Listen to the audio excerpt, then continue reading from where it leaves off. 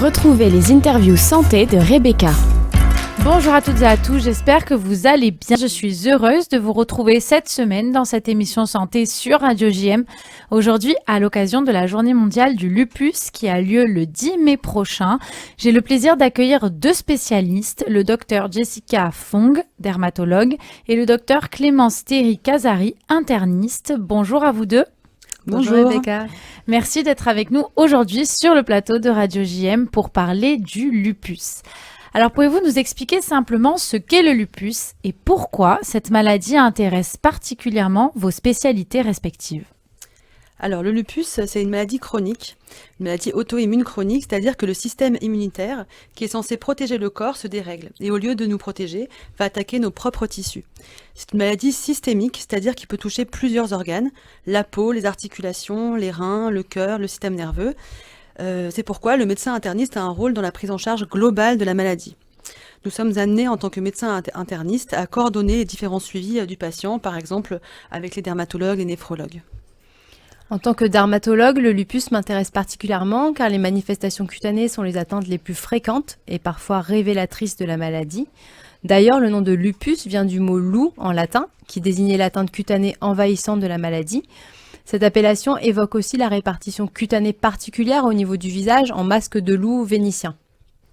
Quelles sont les causes et les mécanismes impliqués dans le lupus, notamment au niveau dermatologique?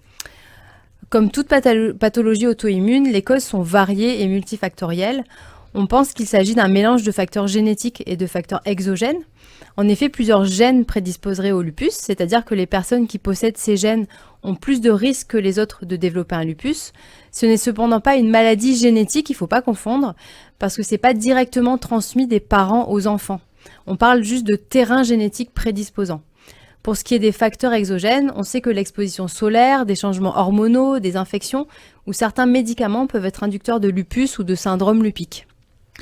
Quels sont les principaux facteurs de risque connus pour le lupus, en particulier ceux qui peuvent déclencher ou aggraver les manifestations cutanées? Alors comme je vous le disais, c'est surtout l'exposition au soleil qui est un déclencheur majeur des poussées de lupus, aussi bien au niveau cutané mais aussi au niveau systémique. Les hormones sont aussi un facteur de risque. Il faut éviter par exemple certaines pilules contraceptives contenant des œstrogènes.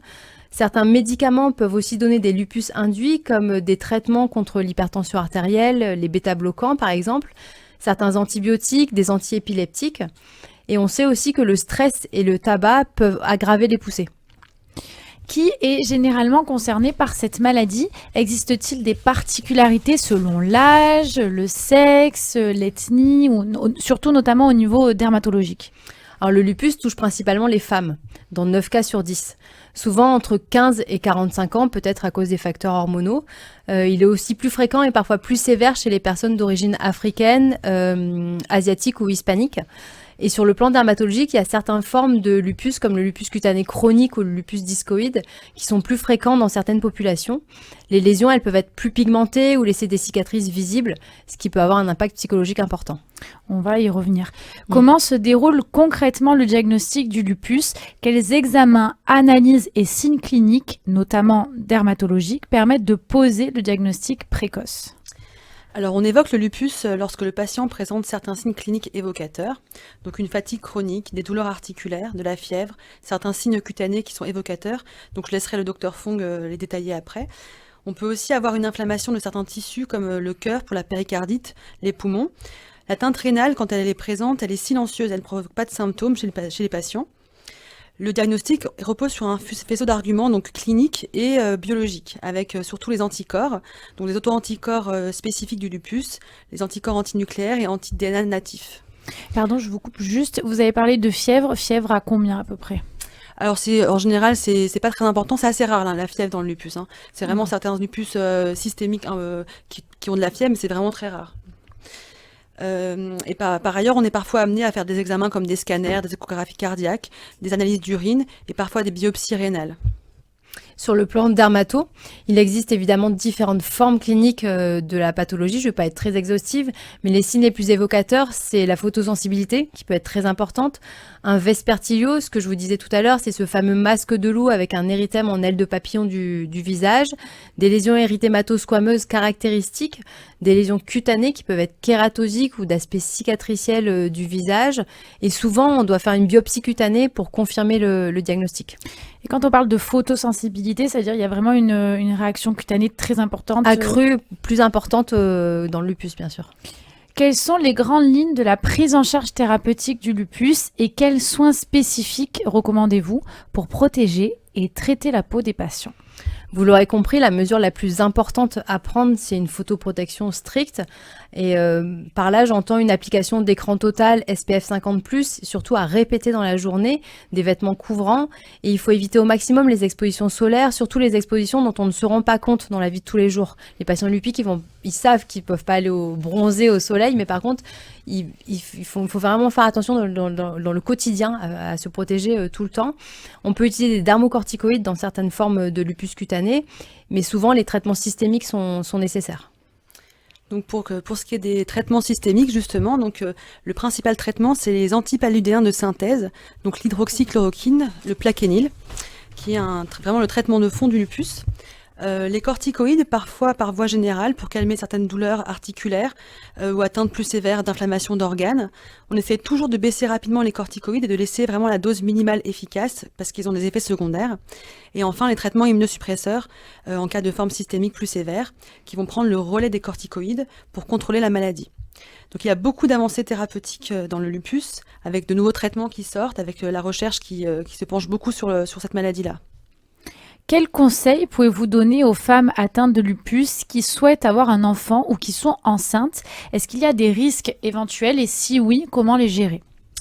Alors oui, on peut avoir un enfant quand on a un lupus, mais cela demande une préparation et un suivi spécialisé. Donc il est recommandé de concevoir lorsque la maladie est stabilisée depuis au moins 6 mois. Certains traitements doivent être ajustés parfois parce qu'il y a des traitements qu'on ne peut pas prendre pendant la grossesse. Ce n'est pas le cas du plaquenil, même s'il est écrit sur la boîte que c'est interdit pour la grossesse, il faut bien le continuer quand on a un lupus. Ensuite, donc les risques pour la maman, on peut faire une poussée de la maladie, on peut faire une hypertension gravidique, donc une hypertension de la grossesse, on peut avoir une baisse des plaquettes, on peut faire des thromboses, et pour l'enfant, on peut avoir un enfant qui naît prématuré ou de petit poids. Dans de rares cas, il y a des lupus néonataux qui sont décrits, mais en général, quand les traitements sont bien pris et qu'il y a un suivi qui est bien institué, ça se passe très bien. Donc il faut vraiment un suivi avec l'interniste et le gynécologue obstétricien et parfois le néphrologue si on est suivi par un néphrologue ou autre.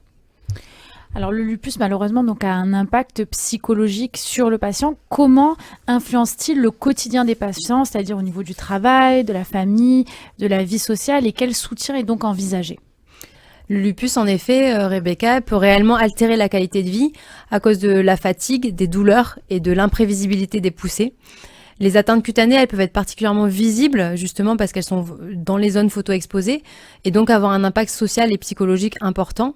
Sur le plan professionnel, une adaptation du rythme et des conditions de travail peut être nécessaire à évaluer en médecine du travail. Un accompagnement psychologique doit être mis en place, c'est vraiment très important. Il existe aussi beaucoup d'associations de patients, de groupes de parole qui apportent un soutien qui est très précieux pour les patients. Pour conclure, quels conseils pratiques donneriez-vous aux personnes atteintes ou suspectes d'avoir un lupus sévère et vers qui peuvent-elles se tourner pour une prise en charge efficace ? Alors, il ne faut pas banaliser les symptômes chroniques comme une fatigue inhabituelle, des douleurs articulaires récurrentes ou des éruptions cutanées après le soleil. En premier, il faut toujours consulter le médecin généraliste qui peut ensuite orienter le patient vers un dermatologue ou un interniste en cas de doute. Le diagnostic précoce permet une meilleure prise en charge. Et après, bien sûr, comme on l'a dit avant, il faut se protéger du soleil, adopter un mode de vie sain, éviter le tabac et surtout bien prendre son traitement de fond régulièrement.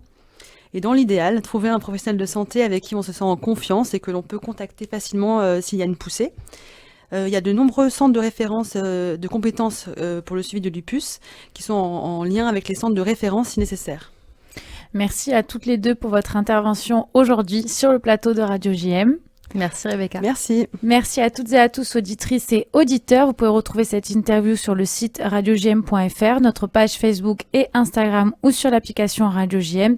Et bien sûr, si vous avez des commentaires ou des questions, vous pouvez écrire sur notre page Facebook ou en privé sur mon mail rebecca@radiojm.fr. Merci.